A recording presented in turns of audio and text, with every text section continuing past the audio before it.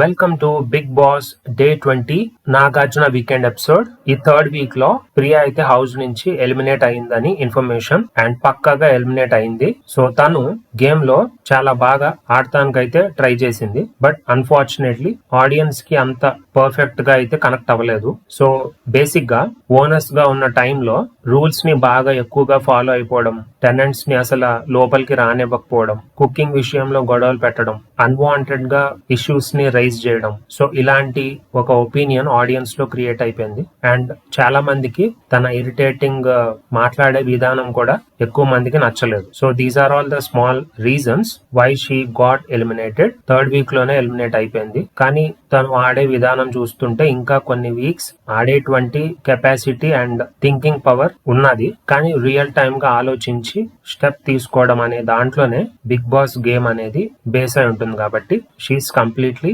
failed in this particular area. So that is for today's update in the day 20 Nagarjuna weekend episode. Next update to malli next video lo kaluddam. Until then, thank you so much.